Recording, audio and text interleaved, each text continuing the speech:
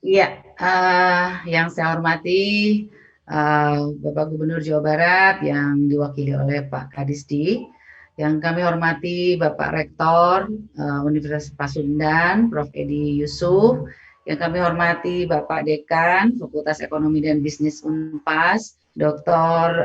Atang Hermawan, para narasumber, guru-guru kami ini, Prof. Arif Rahman dan Prof. Popi Rufaidah, lalu koordinator Jabar Bergerak bidang pendidikan dan kemitraan Pak Nandi dan Bu Nane, lalu para undangan webinar yang hari ini ikut hadir, para dosen, kepala SMA dan SMK yang sudah bergabung, juga Bapak moderator yang luar biasa, Pak Yudi Kuswara. Assalamualaikum warahmatullahi wabarakatuh. Izinkan kami membawakan atau sharing mengenai strategi kepemimpinan kepala sekolah pada SMA SMK pada masa AKB. Sebetulnya ini pergabungan antara protokol kesehatan pada masa AKB dengan strategi kepemimpinan para kepala sekolah ya. Slide berikutnya. Slide berikutnya. Izinkan saya Dr. Sita Gervianti, Sekretaris Dinas Kesehatan Provinsi Jawa Barat, juga sekarang ini adalah Ketua Divisi Pelacakan Kontak, Pengujian Massal dan Manajemen Laboratorium pada gugus tugas percepatan penanggulangan COVID-19, dan juga Wakil Ketua Jabar Bergerak untuk bidang kemitraan dan kerjasama, dan lain-lainnya. Nah, ini Bapak Ibu sekalian, hari ini saya ingin sharing session mengenai pertama adalah bagaimana sih situasi COVID-19 di Jawa Barat, juga tadi bagaimana peran para kepala sekolah ini dengan strategi kepemimpinannya untuk mensukseskan apa itu protokol kesehatan untuk lingkungan sekolah. Nah, ini pekerjaan saya yang lain juga, masuk juga sebagai inovator pelayanan publik di Kemenpan RB dari tahun 2015. Dan yang terakhir adalah menjadi nominasi di tahun 2018 untuk UNPSA atau United Nations Public Service Award di Marrakesh, Maroko. Slide berikutnya. Bapak Ibu sekalian, sebetulnya Bapak Ibu bisa memantau bagaimana perkembangan COVID-19 terkini di Jawa Barat itu melalui aplikasi @Picobar Jabar. Picobar adalah pusat informasi dan koordinasi penanganan COVID-19 di Jawa Barat. Jadi ada akun Instagramnya dan ada juga aplikasi yang bisa Bapak dan Ibu sekalian download. Nah, bagaimana kondisi existing Jawa Barat? Ini source-nya di Picobar di hari Kamis 30 Juli jam 10 gitu ya Bapak Ibu sekalian. Nah, ini bisa kita lihat bahwa untuk statistik kejadian di Jawa Barat nih, data terkonfirmasi adalah ini untuk yang hari Kamis ya Bapak Ibu sekalian. Sedangkan setiap hari sebetulnya dia di-upgrade terus-menerus gitu ya, seperti itu. Jadi di hari Kamis itu terkonfirmasi 6.314, tapi hari ini per hari ini Bapak Ibu sekalian 1 Agustus ini terkonfirmasi 6.530 yang terkonfirmasi COVID-19, lalu aktif ini 2.354 dan sembuh 3.966 dan yang meninggal 210. Jadi angka ini selalu dinamis bergerak, dan kapanpun Bapak dan Ibu masuk ke dalam Picobar, maka data terupdate lah yang akan ditampilkan. Nah, selain data kondisi existing di Jawa Barat, juga data ini di Picobar ini Bapak Ibu sekalian juga ada data nasional, data dunia. Lalu kalau Bapak Ibu mau mengadakan aduan misalnya tentang bertanya atau ini itu juga boleh lihat. Lalu bagaimana data sebaran pasien COVID-19 di Jawa Barat juga bisa dilihat. Urusan bansos juga bisa ditanyakan. Ada aplikasi untuk periksa mandiri juga bisa dilihat, dan menu-menu lainnya.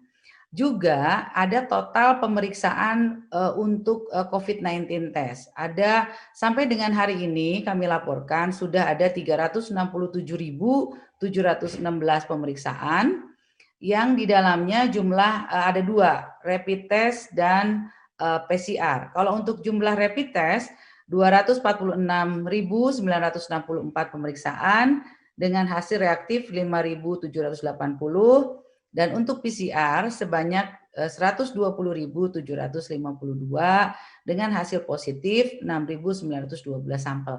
Itu saya perlihatkan saja supaya Bapak dan Ibu memahami bagaimana kondisi existing untuk penanganan COVID-19 ini bisa diakses oleh semuanya. Dan Pemprov Jawa Barat memang memilih strategi untuk keterbukaan dan transparansi informasi sehingga kita semua sebetulnya bisa alert gitu ya, apa yang harus kita lakukan di wilayah kerja masing-masing atau di wilayah institusi masing-masing. Slide berikutnya. Slide berikutnya, Bapak. Nah, sekarang masuk ke dalam AKB gitu ya. Sebetulnya apa sih AKB itu gitu ya. Nah, kami juga dalam menyampaikan komunikasi kepada publik dan edukasi selalu menampilkan infografis yang itu mudah difahami gitu ya.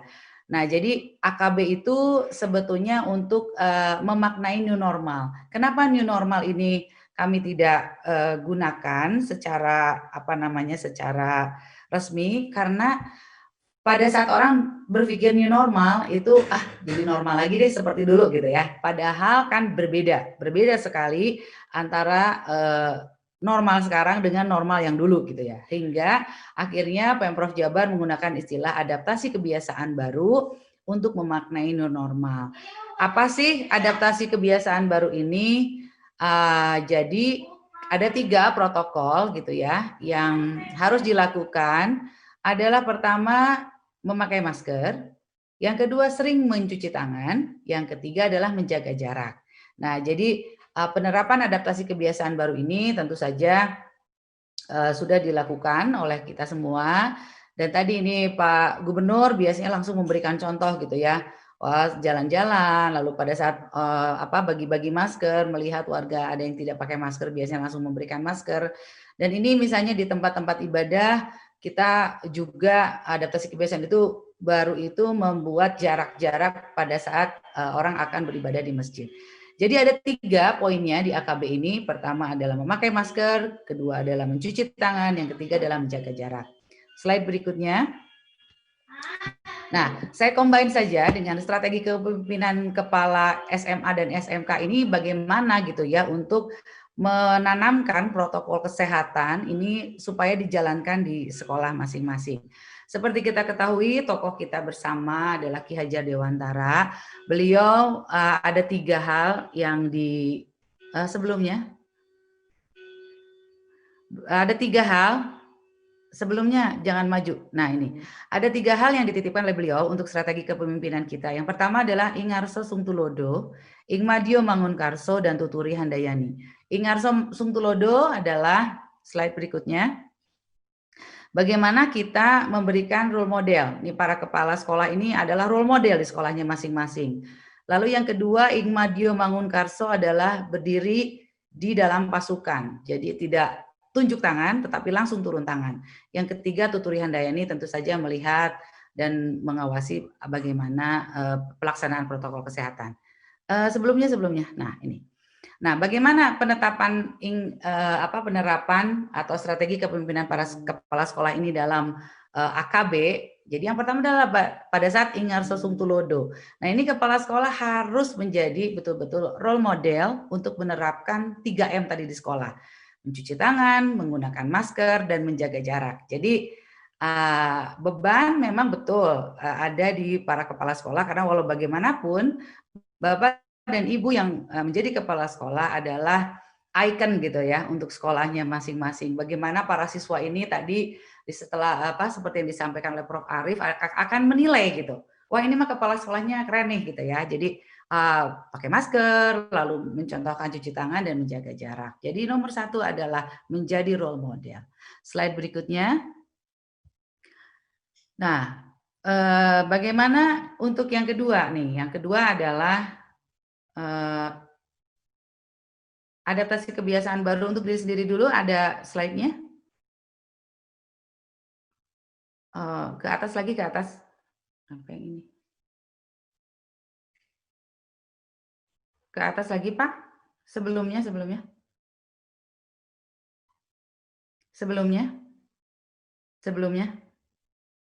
Nah, ini dalam rangka untuk juga sebagai role model, Bapak Ibu Kepala Sekolah ini yang harus dilakukan. Jadi pertama untuk diri kita sendiri sehingga kita bisa menjadi contoh untuk murid-murid kita.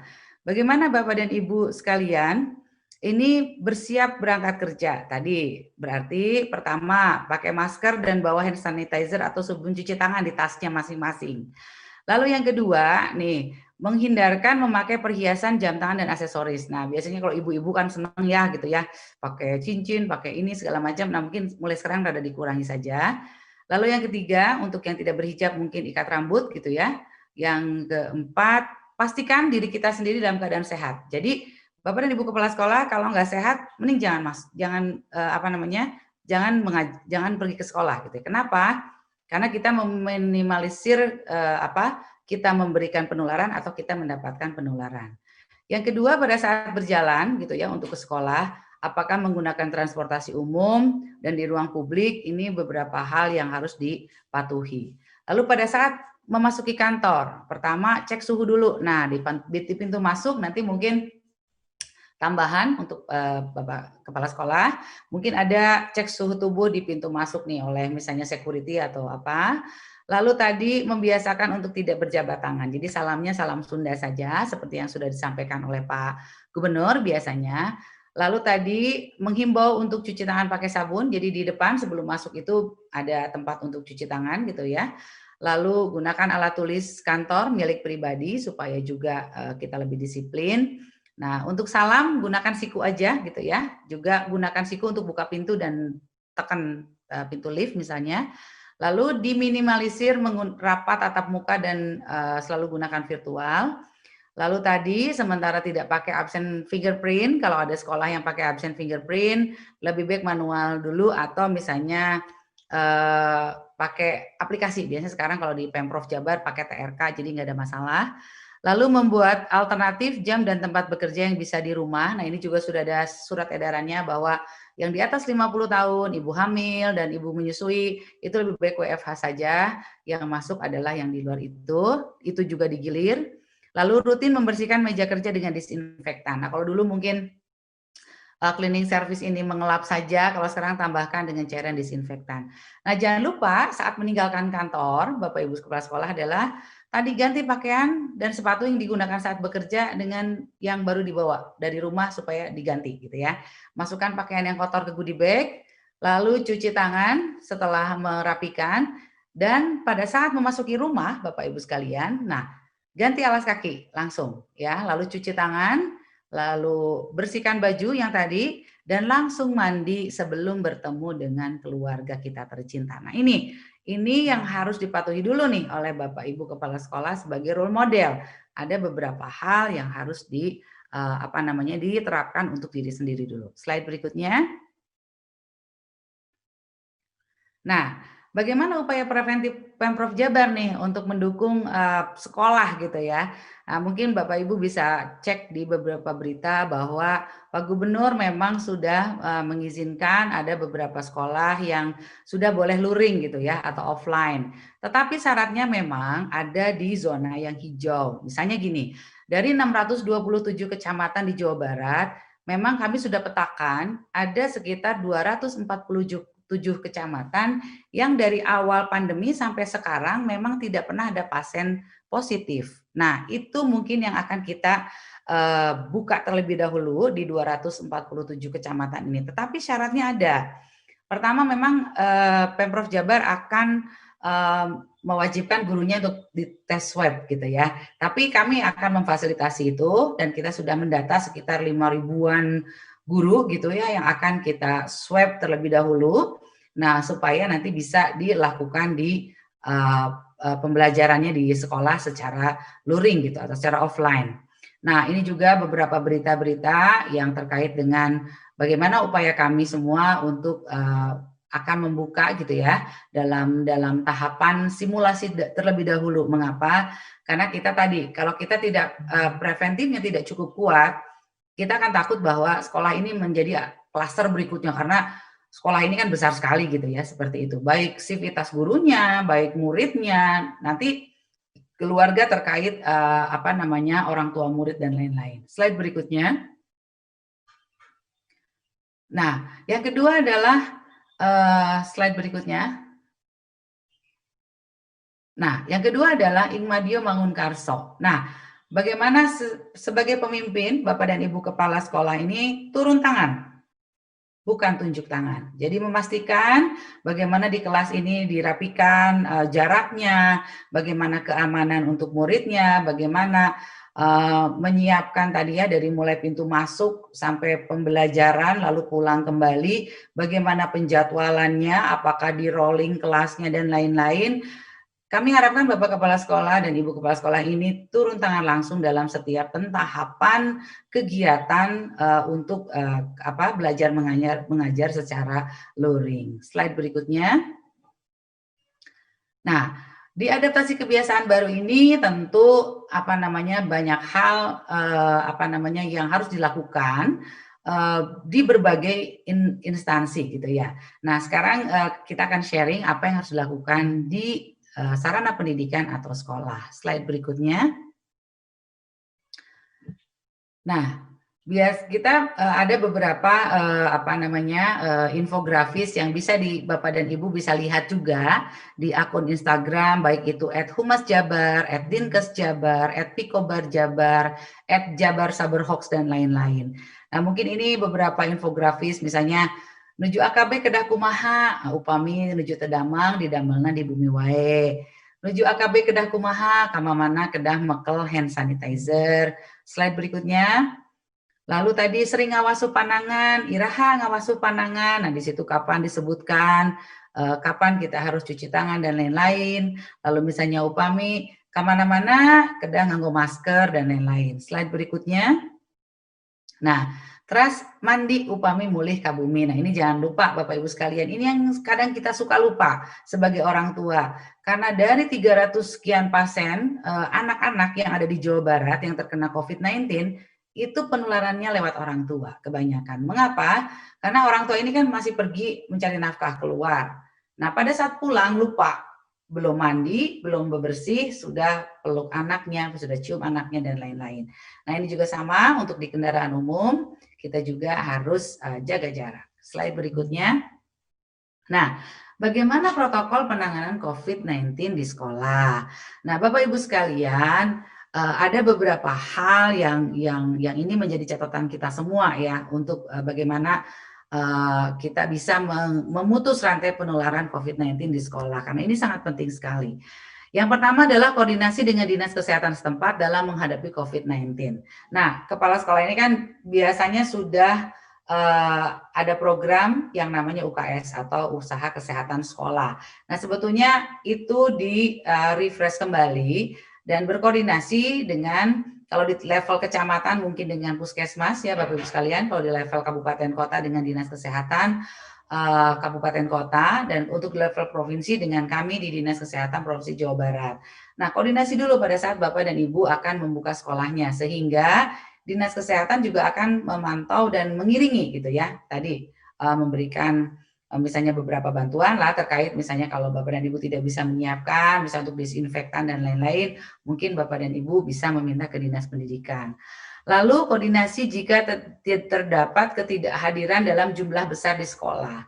Nah, misalnya gini, kan tadi kita sudah umumkan, yang sakit nggak boleh masuk. Nah, pada saat ternyata yang sakit ini banyak, nah itu jangan cuek aja, maksudnya lebih ke, waduh cepat nih, kenapa ini pada sakitnya bareng-bareng. Supaya apa, Pak? Supaya Dinas Kesehatan bisa ikut tracing. Apakah ini sakitnya kenapa dan apa yang harus dilakukan cepat gitu. Takutnya tadi kan kita menghindarkan supaya sekolah ini tidak menjadi klaster baru. Lalu instruksikan perilaku hidup bersih dan sehat tadi ya. Cuci tangan, lalu tadi misalnya yang tadi menjaga jarak, lalu misalnya memakai masker. Lalu tunda kegiatan di lingkungan luar sekolah. Nah, misalnya tadi ya field trip atau piknik dan lain-lain, atau misalnya ke museum dan lain-lain, diusahakan ditunda dulu. Lalu bersihkan ruangan dan sekolah secara rutin dan juga dilakukan disinfektan, Bapak Ibu sekalian. dilakukan disinfektan di sekolahnya. Lalu lakukan screening awal terhadap warga sekolah yang sakit. Nah, misalnya tadi di pintu masuk nih, misalnya kita cek suhunya, oh ternyata anget nih gitu ya. Nah, sebelum dipulangkan mungkin dicek dulu lah di UKS misalnya, tapi langsung telepon dinas kesehatan atau puskesmas. Tapi kalaupun misalnya dipulangkan saja, sambil dipulangkan, sambil juga bertanya Bapak Ibu sekalian, apakah anak ini 14 hari yang lalu dia kemana saja. Jadi tetap di screening, juga langsung lapor ke dinas kesehatan. Lalu lakukan pengukuran suhu tadi terhadap tamu. Jadi kalau bisa tidak menerima dulu tamu-tamu sekiranya yang dari luar kota atau dari daerah yang level kewaspadaannya merah atau misalnya bahkan hitam misalnya ya. Daerah-daerah yang sedang tinggi penularannya. Lalu jika baru kembali dari negara terjangkit COVID, jangan mengantar dan menjemput anak dulu, orang tuanya, atau bapak ibu guru juga. Lalu sediakan sarana untuk cuci tangan dengan menggunakan air dan sabun atau hand sanitizer. Untuk beberapa sekolah, misalnya yang sudah punya wastafel, dioptimalkan kembali, ditambahkan sabun ya, sabun cair, Bapak Ibu sekalian. Kalau sabun batang nanti bisa dipegang rame-rame, itu juga jadi kita takut jadi kurang bersih, kurang higienis, mendingan sabun cair saja. Lalu kalau misalnya posisinya di lantai atas nih misalnya ya, air susah masuk dan lain-lain, pakai hand sanitizer aja di pintu masuk sekolah, di pintu masuk kelas gitu ya. Lalu pastikan makanan yang disiapkan di sekolah ini sehat dan matang. Kalau saya sarankan tidak membuka kantin dulu gitu ya, kecuali kantinnya sudah di-pack satu-satu makanannya, lalu duduk di kantinnya juga berjauhan. Tetapi lebih disarankan bagaimana anak-anak ini membawa bekal saja dari rumah. Dan lalu tidak berbagi makanan maupun minuman. Nah, ini yang suka kita lupa. Monitor absensi warga sekolah, lalu himbau warga sekolah yang sakit untuk mengisolasi diri di rumah. Alihkan tugas pendidik yang absen kepada tenaga layanan yang mampu, karena tadi kalau sakit lebih baik tidak masuk gitu ya. Lalu tidak memberikan sanksi bagi yang absen karena sakit dan hindari kontak fisik langsung. Nah, ini yang rada sulit di sekolah. Karena anak-anak kita ini kan sedang dalam usia teenage ya, sedang dalam usia remaja, dia butuh sosialisasi dan lain-lain ya. Kadang-kadang ini yang harus jadi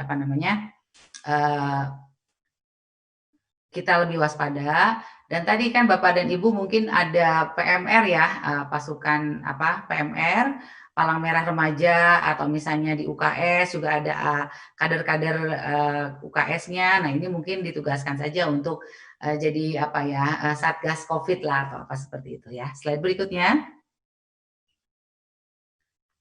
Nah, ini yang tadi kita sebutkan bahwa ini yang harus dilakukan untuk pencegahan dan penyebaran COVID-19. Slide berikutnya.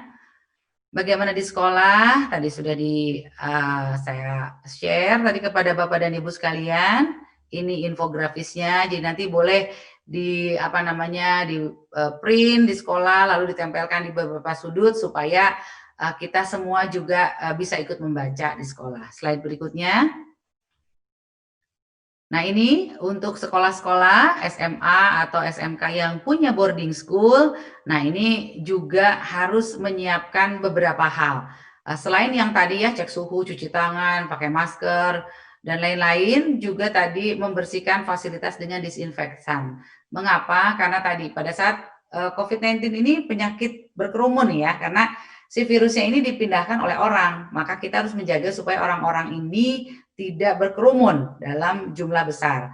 Nah, jadi karena di sekolah itu kan pasti ada orang berkumpul, maka disinfeksi seminggu sekali itu harus dilaksanakan. Sebetulnya apalagi kalau di boarding school kan itu ada kamar-kamar asrama dan lain-lain, mungkin tadi harus lebih dijarangkan satu kamarnya berapa orang, lalu juga menyiapkan ruang observasi pada saat misalnya ada yang demam atau ada kesakitan anaknya gitu ya.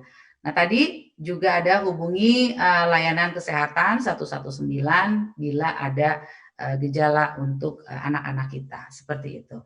Dan memang dianjurkan Bapak Ibu sekalian memakai peralatan makan, sholat, dan alat tulis masing-masing. Slide berikutnya. Slide aja, dilewat saja, tidak ada masalah. Slide lagi. Nah, ini apa yang harus dilakukan nih Bapak Ibu Kepala Sekolah? Nah, nanti mungkin jaga jarak di antara anak-anak ini minimal 1,5 meter gitu ya. Kenapa? Jadi ini akan berakibat kepada semakin sedikitnya jumlah orang yang berkumpul.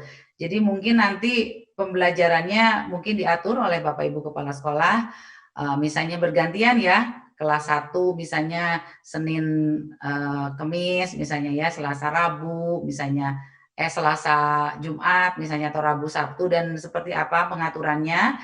Tetapi kapasitas di dalam ruangan kelas mohon untuk, diatur gitu ya. Jadi bisa jadi hanya setengahnya kapasitasnya tergantung, kelasnya, besar kelasnya.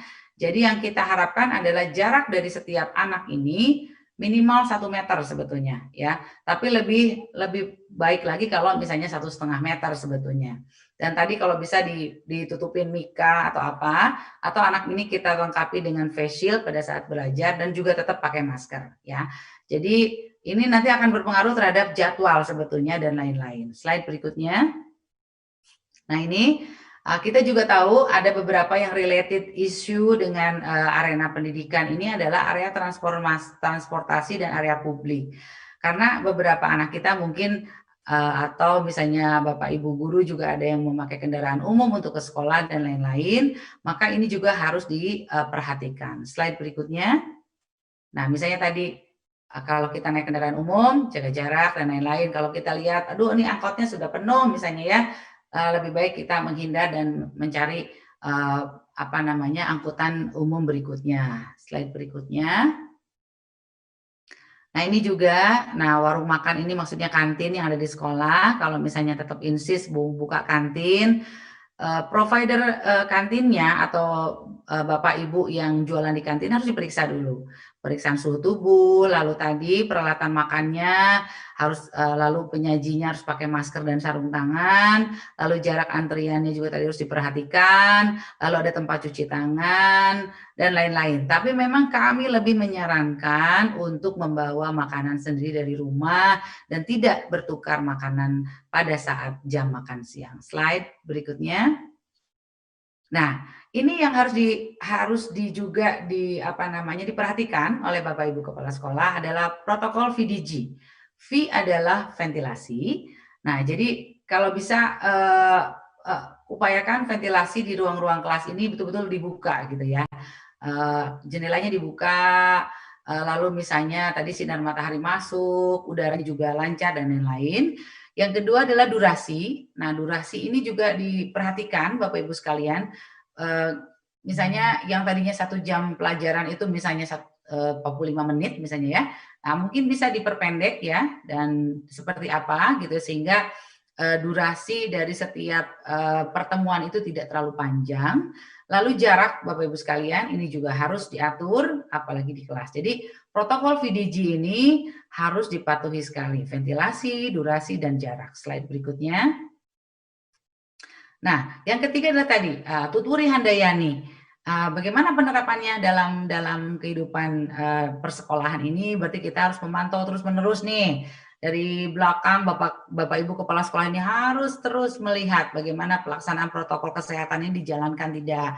Misalnya tadi, kalau ada siswa yang kurang sehat nih, cepat dimasukkan ke UKS, lalu tadi jangan lupa udah aja langsung calling 119 atau dipulangkan supaya dia istirahat. Guru juga sama, kalau merasa tidak enak badan tidak memaksakan sekolah. Lalu tadi protokol untuk cek suhu, cuci tangan, itu dari depan gerbang sekolah sudah mulai diterapkan. Aktifkan kembali UKS Bapak Ibu sekalian, lalu koordinasi selalu dengan Dinkes Kabupaten Kota setempat. Nah jadi sebetulnya toolsnya sudah ada ya di UKS, tinggal diaktifkan kembali dan disesuaikan dengan protokol kesehatan tadi. Slide berikutnya.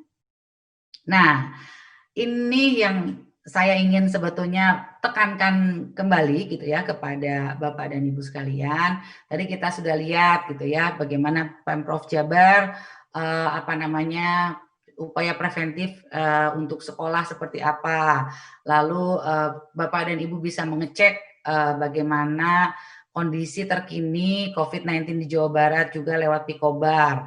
Lalu tadi protokol kesehatan di sekolah seperti apa, dan apa yang Bapak dan Ibu bisa optimalisasi sebagai strategi kepemimpinan Bapak dan Ibu sekalian di sekolahnya masing-masing untuk menerapkan protokol kesehatan dengan tadi ya, Tuturi Handayani, Ing Madyo Mangunkarso, dan Ingarso Sungtulodo tadi.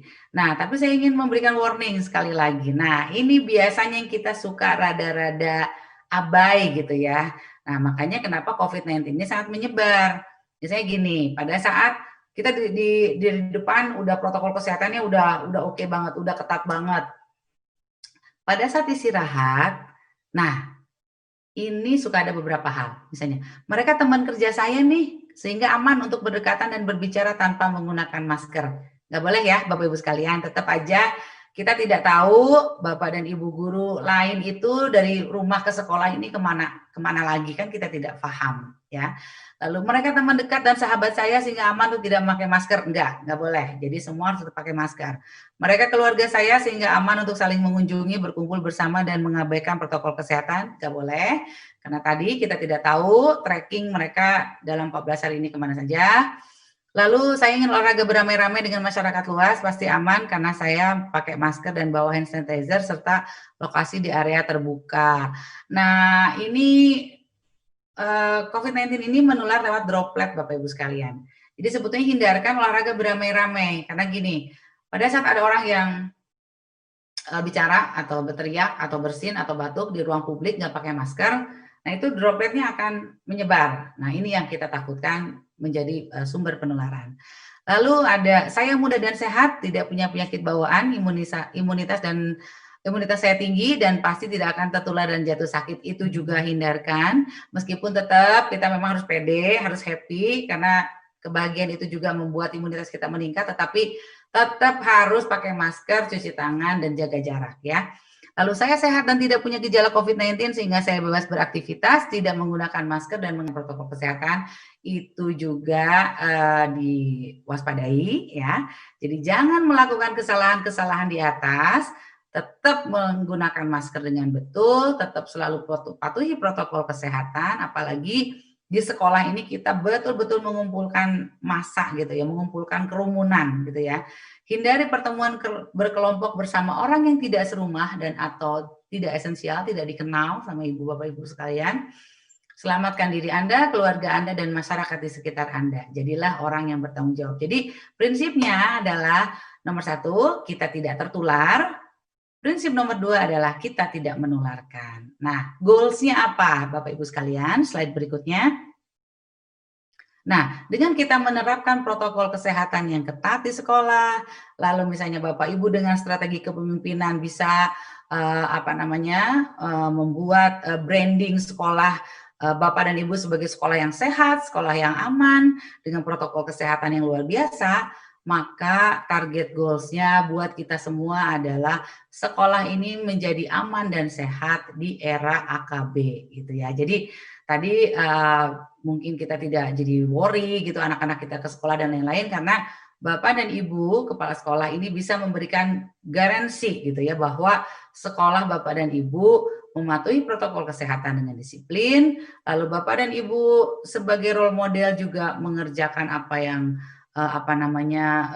yang seharusnya tadi menjadi role model dengan menerapkan berbagai protokol kesehatan dari mulai berangkat ke sekolah, di sekolah, pulang ke rumah dan lain-lain. Lalu tadi juga memperhatikan bagaimana tahapan-tahapan protokol ini dikerjakan di sekolah, lalu berkoordinasi dengan dinas kesehatan setempat juga untuk tadi supaya kalau ada apa-apa kita responsif cepat gitu ya, daripada kita tunda, kita tidak lapor, taunya banyak yang sakit dan lain-lain. Itu Bapak Ibu sekalian yang bisa saya sampaikan, kurang lebihnya saya mohon maaf gitu ya, tetapi intinya kami ingin menitipkan dari Dinas Kesehatan Provinsi Jawa Barat kepada Bapak Ibu Kepala Sekolah yang luar biasa gitu ya, bahwa tugas dan tanggung jawab kita semualah untuk menjaga agar rantai penularan COVID ini bisa terputus. Nah, memang agak berat gitu ya tugas di sekolah ini karena walau bagaimanapun akan beberapa banyak orang berkumpul lalu beraktivitas bersama. Tapi kami yakin dan percaya pada saat Bapak dan Ibu kepala sekolah ini menjadi role model di tempatnya masing-masing, maka kami baik dari Dinas Kesehatan ataupun sebagai orang tua kita akan merasa nyaman menitipkan anak-anak kita kepada Bapak dan Ibu sekalian. Nah, terakhir mungkin boleh saya berpantun ya, Pak Moderator, boleh ya? Silakan. Jalan-jalan ke Kota Tuban, jangan lupa beli batik dan ikat. Protokol kesehatan harus ditegakkan agar sekolah aman dan sehat. Nah, satu lagi. Satu lagi ini untuk para kepala sekolah yang luar biasa. Pakai masker dan jaga jarak. Cuci tangan dengan sabun dan air yang mengalir. Dengan kepala sekolah yang juara, sekolah di Jabar pasti bebas COVID-19. Hatur nuhun, wassalamualaikum warahmatullahi wabarakatuh. Waalaikumsalam warahmatullahi wabarakatuh. Terima kasih pada Dr. Siska Gervianti. Demikian telah kita ikuti bersama briefly explanation, penjelasan singkat dari beliau. Sebelum Dr. Siska meninggalkan ruang virtual, ada beberapa pertanyaan terpilih yang sudah kami sarikan dari peserta seminar daring. Yang pertama dari Ibu Hajah R. Eris Garini, SPD MIKOM, Kepala Sekolah SMKN Campaka, Purwakarta. Bagaimana penentuan suatu wilayah itu termasuk kategori warna merah, kuning, atau hijau? Demikian, dokter. Mohon ditanggapi. Iya, siap Bu Eris, satu nuhun. Biasanya memang saya paparkan ya, ada level kewaspadaan setiap kabupaten kota. Nanti biasanya setiap 2 minggu sekali Bapak Gubernur itu akan vikon dengan para kepala daerah kabupaten kota, dan di situ memang biasanya beliau menyampaikan level kewaspadaan kita. Nah, di Jawa Barat ini ada 4 level. Sekarang kita sama gitu dengan BNPB, ada merah, orange, kuning dan hijau gitu ya. Nah, untuk di Jawa Barat sendiri, Bapak Ibu sekalian, di minggu terakhir ini memang ada sekitar 11 yang levelnya kuning, sisanya adalah level hijau. Nah, boleh saya mungkin bacakan sedikit saja ya. Cirebon, Kabupaten Bekasi, Kabupaten Bandung Barat, Kabupaten Bogor, Kabupaten Kota Bandung, Kota untuk Kabupaten Purwakarta. Nah, Bu Eris bisa tenang gitu ya, karena Kabupaten Purwakarta masuk ke dalam resiko rendah. Dan nanti mungkin saya sampaikan saja ya zonasi ini kepada panitia saja supaya nanti di-share juga seperti itu ya. Ya. Terima kasih banyak Dr. Siska. Selanjutnya dari Bapak Arman Tirtajaya, di sini tidak ada sumber asal sekolah. Perlukah ada ruang isolasi di sekolah sehingga perlu ada kerjasama antara UKS, dokter, dan puskesmas jika sekolah dibuka pada zona hijau? Silakan, Dok. Ya, Pak Arman, leres pisan Pak Arman ya. Jadi betul ruang observasinya kita gunakan saja ruang UKS. Dan tapi kalau dulu misalnya biasanya di UKS itu kan ada tim UKS ya, ada guru penanggung jawab UKS dan juga ada PMR-nya. Nah, kalau dulu misalnya kalau pusing-pusing dikit atau misalnya ada diare-diare itu biasanya langsung diberikan obat gitu ya. Nah, kalau sekarang mungkin tata caranya agak berubah sedikit. Jadi pada saat ada anak atau misalnya ada guru atau yang ada misalnya aduh rada nggak enak badan nih atau anget atau apa, lebih baik langsung telepon ke puskesmas terdekat, ke dokternya, penanggung jawab UKS di wilayah kerjanya masing-masing supaya ditangani gitu ya. Jadi kalau dulu biasanya kita sarankan kasih obat aja gitu ya. Kalau sekarang langsung koordinasi dengan puskesmas atau dokter penanggung jawab supaya lebih penanganannya lebih komprehensif. Gitu Pak ya. Jadi UKS-nya agak adaptasi kebiasaan baru. Iya. Ya. Terima kasih Dokter Siska. Selanjutnya pertanyaan terakhir dari Bapak Syarifuddin dari Kemenak Cirebon terkait dengan AKB keberlakuannya di sekolah masing-masing tersendat-sendat disebabkan kondisi zona di kabupaten atau kota selalu berubah. Misal dari zona merah berubah ke zona oranye, bahkan sampai ke hijau. Dari zona hidup beberapa saat juga berubah. Bagaimana solusi agar kabupaten kota tetap bertahan memiliki tingkat keamanan di zona hijau? Demikian, Dr. Siska. Ya, betul sekali Pak Syarifuddin ya. Jadi memang level kewaspadaan ini akan bergeser. Ada 14 indikator yang menjadi bahan bagi kami untuk menentukan level kewaspadaan atau warna dari setiap kabupaten kota ini. Terutama biasanya yang pertama dari kejadian kasus positif. Nah, ini yang cepat akan merubah level kewaspadaan ini karena tadi pada saat ada kasus confirm positif itu akan berubah langsung ya. Misalnya kayak kemarin di Cirebon nih, udah bagus Cirebon itu, tiba-tiba kemarin naik banyak pada saat Trusmi dibuka misalnya. Wisatanya dibuka, orang banyak masuk, nggak pakai protokol kesehatan, kasus naik misalnya ya. Cirebon ini mendapat beberapa hal kemarin ya yang menyebabkan orang jadi banyak. Pertama pembukaan lagi Trusmi sebagai tempat wisata. Yang kedua juga kemarin ada meninggalnya Sultan Cirebon gitu ya, Pangeran Arif. Itu juga mengakibatkan ada mobilisasi dalam bentuk banyak, baik itu dari para kesultanan di Indonesia, kunjungan dan lain-lain, lalu ada tahlil juga yang kita lihat bahwa protokol kesehatannya kurang dijalankan. Jadi sebetulnya yang ingin kita titipkan, nah ini biasanya digugu dan ditiru gitu ya. Nah, kita ingin titipkan bahwa sebetulnya dengan disiplin 3 hal tadi, memakai masker, mencuci tangan, dan menjaga jarak, maka kita semua dengan disiplin, maka kita semua bisa memutus rantai penularan ini. Dan tadi jangan lupa pada saat protokolnya pergi ke sekolah, di sekolah seperti apa, di tempat umum seperti apa, di restoran seperti apa, nanti pulang ke rumah bapak dan ibu lah yang ada di garda terdepan semuanya seperti itu. Jadi level kewaspadaan ini memang bisa berubah tergantung tadi ya kasus-kasus yang ada. Dan ini ingin kita titipkan sekali lagi untuk Bapak Ibu Kepala Sekolah, karena tadi kita harus bersiap-siap semuanya, jangan sampai sekolah dibuka terus nanti angkanya naik gitu ya. Itu kan sesuatu yang sangat kita tidak inginkan.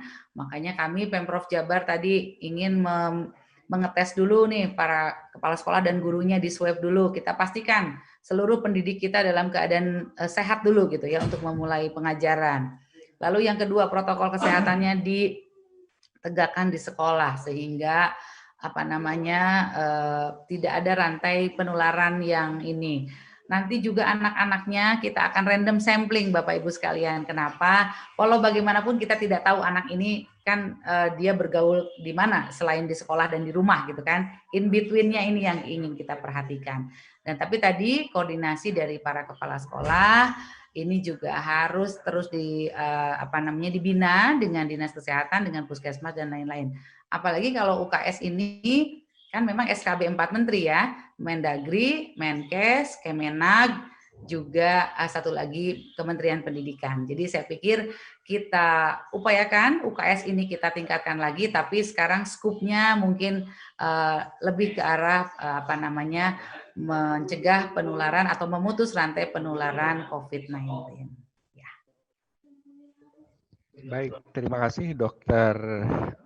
Siska Gervianti, Magister Hukum Kesehatan, SPDLP, yang telah bersedia meluangkan waktu mendampingi kami semua dan berbagi informasi terkait dengan protokol kesehatan sehingga kita paham bagaimana menjalani kehidupan yang aman dan sehat serta peduli terhadap kesehatan orang lain selama pandemi ini, terutama di lingkungan SMA dan SMK. Demikian barangkali pemaparan dari Dr. Siska. Terima kasih. Salam dan doa kami untuk keluarga di rumah, Dokter. Ya, mohon salam Dayana, Pak MC. Mohon pamit undur diri, teman-teman sekalian. Mudah-mudahan saya mengutip satu quotes terakhir, boleh ya? Boleh. Dari Jenderal Ray Ordiono mengatakan bahwa begini, kehebatan seseorang itu tidak ditentukan oleh harta, kedudukan, tahta, ataupun prestise, melainkan kepada kebaikan hati, kerendahan hati, pelayanan, dan watak dari seseorang.